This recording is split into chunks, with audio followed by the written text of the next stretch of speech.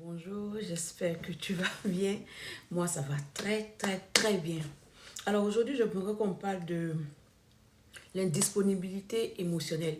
C'est l'un des signes, mais pas forcément, hein, de quelqu'un qui a eu une enfance difficile, quelqu'un qui a été rejeté, quelqu'un qui n'a pas été vraiment aimé, quelqu'un qui n'a pas trouvé sa place au sein de la famille.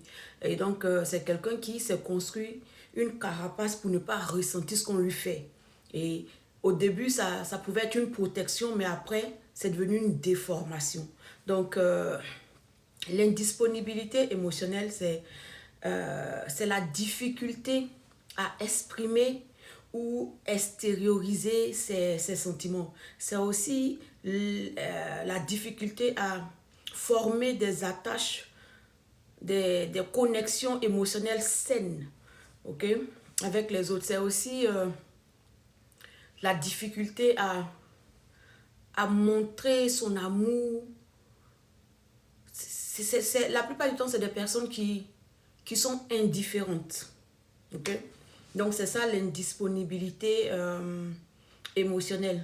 C'est dû à beaucoup de choses. Comme je le disais tantôt, ça peut être dû à la maltraitance dans ton enfance, mais ça peut aussi être dû à un déséquilibre hormonal. Oui, oui.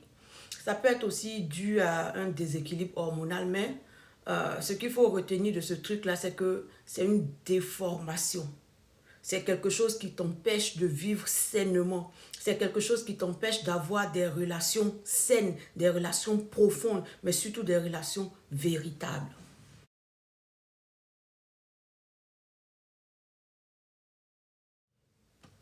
La personne qui est émotionnellement indisponible a du mal à comprendre peut-être pourquoi tu as mal lorsqu'on t'a fait ça. Je prends un exemple. Quelqu'un m'a fait quelque chose qui me fait très mal. Et je m'en vais me confier à quelqu'un qui, sans le savoir, est émotionnellement indisponible. Donc je vais partir parler, oui, tu as vu, il a fait ça, et puis ils ont fait ça, mais comment ils ont pu. La personne te regarde comme si, genre, I don't get it, je comprends pas. C'est quoi, en fait, c'est quoi qui te fait mal, quoi? Parce que cette personne indisponible émotionnellement n'est pas en contact avec avec ses émotions. Elle, c'est des trucs qu'elle a fermés, attachés, jetés quelque part là-bas.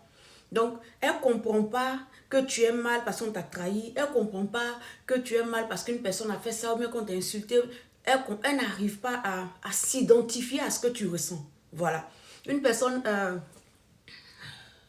émotionnellement indisponible, c'est une personne qui n'arrive pas à s'identifier à la douleur, au bonheur de l'autre. Tu es content, la personne peut faire semblant, rire avec toi, mais au fond d'elle, y a rien. Il n'y a pas de niami, niami. Il n'y a pas de connexion véritable, en fait. Elle ne ressent pas. Elle peut faire semblant pour pouvoir ressembler aux autres. Elle peut faire semblant de pleurer avec toi pour que tu penses qu'elle compatit à ta douleur, mais en vérité, cette personne ne ressent rien. Ça ne provoque rien en elle. Voilà, donc une personne qui est émotionnellement indisponible a vraiment du mal à s'identifier, à comprendre la douleur, à communiquer de manière sincère et profonde avec les autres. Quels sont les signes pour reconnaître quelqu'un qui est émotionnellement indisponible? Bon, là, je vais citer quelques signes qui sont véritablement récurrents, les signes qu'on peut facilement reconnaître. C'est une personne qui a du mal à s'ouvrir, qui a du mal à partager.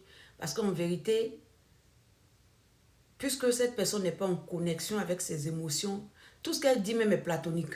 C'est pas quelqu'un qui sait être profond, c'est pas quelqu'un qui sait aller au-delà des apparences et puis identifier le problème parce que cette personne s'est coupée de sa réalité, de sa vérité émotionnelle.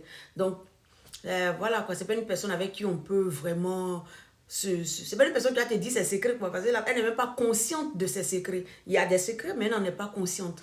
Voilà, donc c'est une personne qui a du mal à s'ouvrir, c'est une personne qui a du mal à partager ses pensées, ses sentiments avec les autres.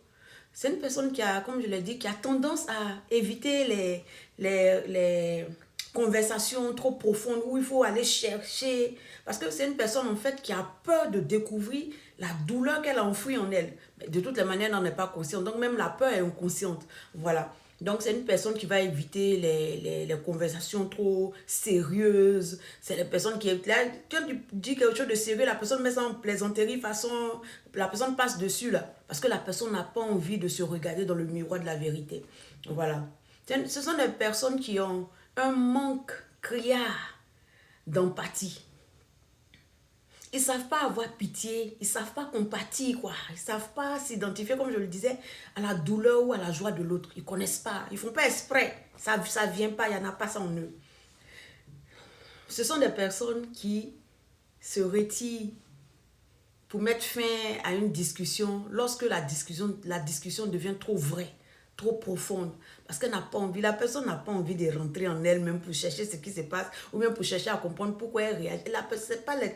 Donc, quand tu commences à poser les questions, que la personne se sent acculée, la personne se tait. C'est que tu parles maintenant seul. Tu sens que tu parles seul. Et quand c'est comme ça t'énerve, tu cries, mais en fait, la personne, elle a juste fermé la porte. Elle a fermé la porte au dialogue, elle a fermé la porte à tout ce que tu... Voilà, elle, ça ne l'intéresse plus. Parce qu'elle n'a pas envie de faire ce travail de recherche personnelle, d'introspection, de prise de conscience, de prise de responsabilité. Ça ne l'intéresse pas. Voilà. Et ce sont des personnes aussi qui ont une peur terrible de l'engagement. Ce sont des personnes qui n'aiment pas assumer des responsabilités. Parce que si tu t'engages à être, si tu t'engages à être quelque chose pour quelqu'un, forcément, il y a des responsabilités qui viennent avec cette position. Donc, c'est quelqu'un qui n'aime pas, parce que la personne n'aime pas prendre les responsabilités. Si je m'engage là, ça veut dire que je dois pouvoir avoir une discussion profonde, sérieuse avec toi par rapport au sujet pour lequel je m'engage. Tu vois, donc c'est de fil en aiguille. La personne construit sa robe de fou et puis bon. Et c'est des personnes aussi qui n'aiment pas les relations à long terme. C'est que c'est des personnes qui vont finir par saboter. Parce que plus tu as duré avec elle, plus tu vas la découvrir. Et si tu es quelqu'un qui a une intelligence émotionnelle un peu élevée, tu vas chercher à poser des questions, chercher à comprendre, rentrer dans les trous, sortir par là. La personne n'aime pas qu'on puisse découvrir qui elle est. C'est une personne vraiment cachée. Donc, quand c'est comme ça, là, elle-même va saboter la relation sans réaliser. C'est une personne qui aura du mal, par exemple, à exprimer son amour, son affection. C'est que la personne peut t'offrir des choses, la personne peut faire des choses pour que tu saches, mais la personne pour te dire, pour sortir ça de sa bouche, ça sera compliqué. Ok?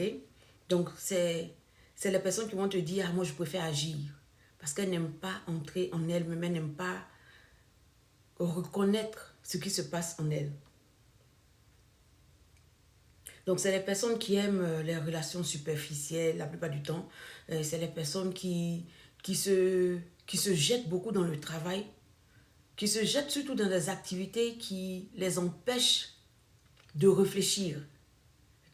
C'est la personne qui va aimer sortir tout le temps pour ne pas se retrouver seule avec elle-même, pour ne pas avoir à réfléchir, pour ne pas avoir à répondre à des questions existentielles qui se soulèvent en elle. C'est des personnes qui vont vraiment, qui aiment la joie en griffe, quoi, qui aiment sortir, bouger, pour ne pas avoir à se confronter à elle-même, ok? Donc, voilà, c'est un signe